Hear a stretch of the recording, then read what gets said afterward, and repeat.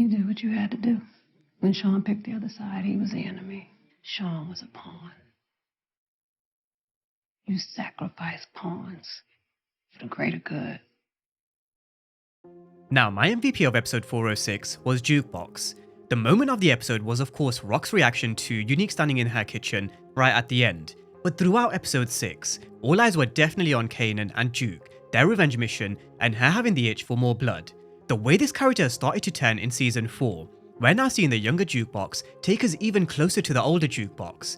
But I think we're only just scratching the surface in terms of what she's capable of and what she's going to do in the near future. Last week when we broke down where we were with Jukebox post episode 405, I played you guys the clip of Tommy calling her a crazy bitch, because I thought it was the right time to kind of bring that back. It was a perfect reminder of who this character was in power, heading into what we saw in 406, where even Kanan was kind of looking at Juke as someone who really has turned. Even he was kind of surprised. From our standpoint, as the audience, we're definitely not, because we know the character from Power and who she becomes. In season 4 she doesn't have any love left, she hits rock bottom, with nowhere to turn and no options. Hailey Kilgore also teased before season 4, the parallels are definitely going to begin to show between the younger and adult Jukebox, which we've seen more so than ever in season 4. She's now got the same hair as the older Jukebox, the mannerisms, to the way she even holds her gun.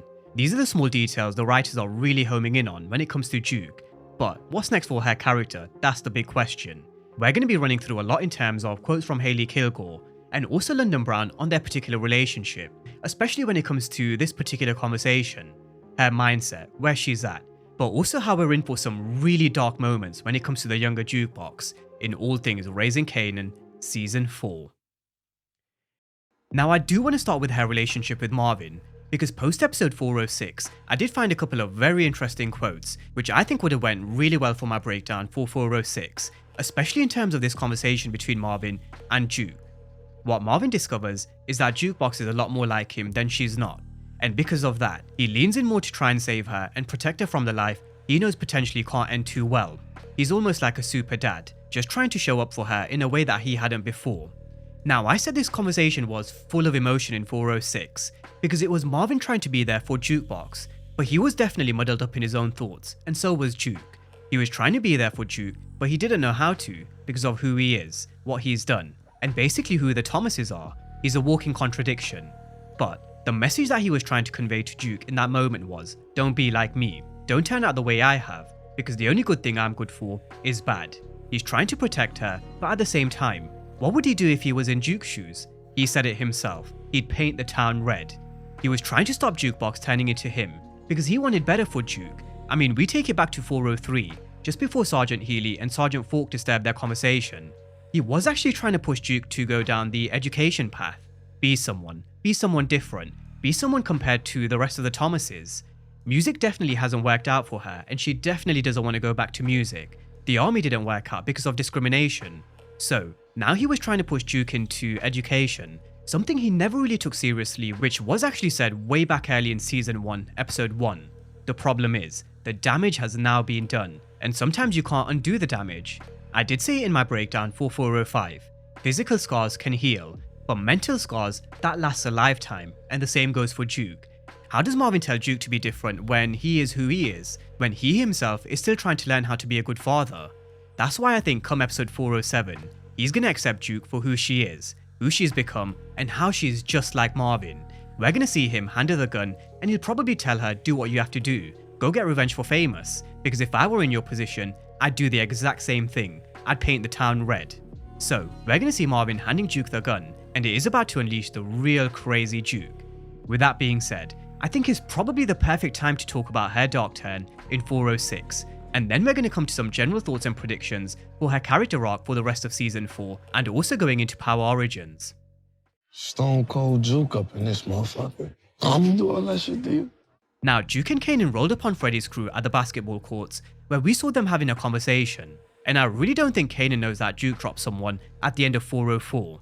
These are two characters who no doubt are still very, very close. They've got a lot of love for each other, and we have seen them tell each other their secrets before. But I don't think Juke has told Kanan about her first body just yet. He looked kinda surprised because he said, Stone Cold Juke, did the army do that shit to you? Now we know it's a combination of pretty much everything, just like she told Marvin. The army, losing loved ones, the pain and suffering from Kenya returning back into her life back in season 2, all the way down to Kanan's mistake in season 1, which took away her ex-girlfriend in Nicole. It's a combination of everything, but more so recently, it's her pulling the trigger in 404, which I don't think Kanan knows. You look at the smirk at the end of episode 4, it's a character who's already dead inside. But at the basketball court, we finally got to see the jukebox Kanan mentioned back in Power, when he said that she used to run these streets harder than some of these men.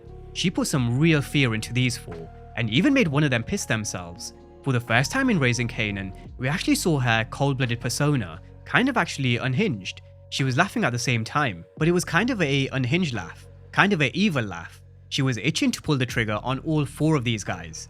The sirens were also blazing in the background. Cops probably heard the gunshots, and they were probably on the way to this particular scene.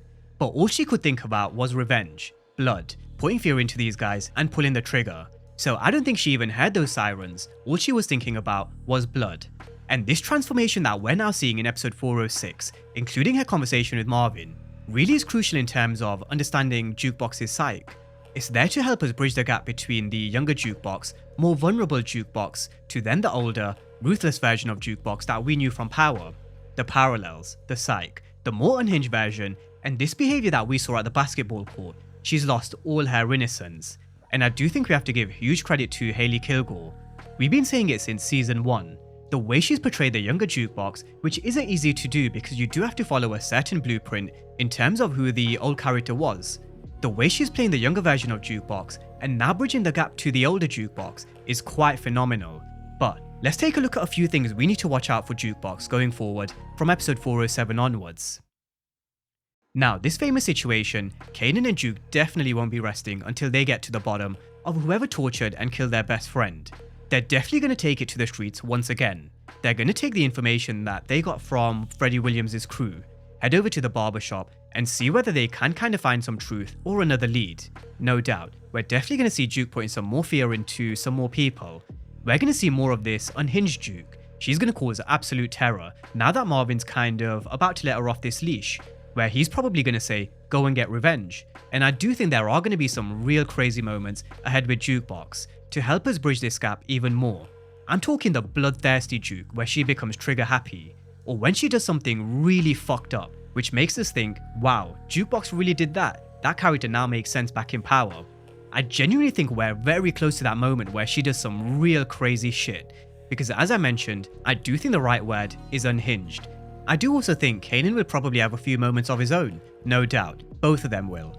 They're going to cause a lot of terror and fear in the streets on their way to answers, which I personally don't believe they're going to find in episode 407. I think just like us as the audience, we're getting bits and pieces of information, which we have to kind of decide whether it's the actual truth or whether it's a lie.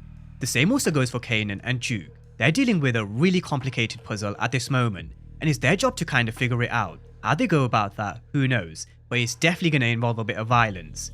I think by episode 8, which is normally a big episode in the world of Power, maybe that's the episode. Or maybe they make us wait a bit longer and take it to episode 9 or 10. Let's see how episode 407 unfolds first, and then we'll definitely kind of revisit it after Friday for sure. I'll definitely go through an updated version in terms of who killed Famous after episode 407. Now, we still also haven't seen this scene with Jackie. That's another moment still to come for Juke, although she does still remain on my watch list along with Imani Okoye. But just before we wrap things up, I do also want to discuss her role going forward into Power Origins. We know we're getting a story with a younger Ghost and also Tommy. And circling back around to Tommy mentioning Jukebox was this crazy bitch, hopefully we do see her interact with Tommy and Ghost. Well, we definitely know for sure she's going to at least interact with Ghost because of what she mentions in some of these conversations with Kanan. Man, Ghost, he was your boy, that kid. Always with his head in the motherfucking book. Vicious with a piece, though. However, one of the things they took away from us Power fans was an interaction between Juke and Tommy, and no fault of their own. I do think the original plan was for Jukebox to come to New York, cause absolute mayhem for Tommy and Ghost. I think she was also the original character who was supposed to kill Raina St. Patrick, which would have definitely suited her character arc down to the T. I do think Kanika Rose had other commitments with other shows at that particular time, and they had no option to kill her off. But I do hope in Power Origins, we do get to see this crazy Jukebox interact with the crazy Tommy Egan. That's something we definitely have to see. Two crazy characters face to face. because knowing Tommy Egan and knowing this Jukebox, knowing who Jukebox eventually becomes, I mean, I think we'd all love to see this interaction. So that is just a side thought I've been thinking about this past week after her dark turn, and how she's going to get one step closer to the elder Duke. But that's a breakdown of where we are with Jukebox's character arc post episode 406, and some general thoughts heading into the rest of season 4 and also beyond. I think we're only scratching the surface in terms of what we've seen from Juke. We saw her itching to pull the trigger at the basketball court, and so when we see Marvin giving her the gun in episode 407 and probably telling her go and do what you have to do, we're going to see Jukebox unleash hell and put some real fear into the streets. What Kanan said back in Power in terms of how she was feared more than some men, we definitely got a small glimpse of it in 406, but that's all it was. It was just a very small glimpse compared to what's coming next. So definitely a lot more to look forward to in terms of Jukebox's dark turn, her becoming this crazy psycho bitch that Tommy spoke of in Power. Hopefully we do also later get to see this Jukebox interact with Tommy in Power Origins, because it is something we didn't see in Power. But drop all your thoughts down below in the comment section on all things Jukebox. What do you guys think her next move is in 407 for the rest of season 4, and also how do you think this kind of interaction would go down with Tommy Egan in Power Origins? Let me know your thoughts. But as always, thank you guys for watching, and I'll see you next time.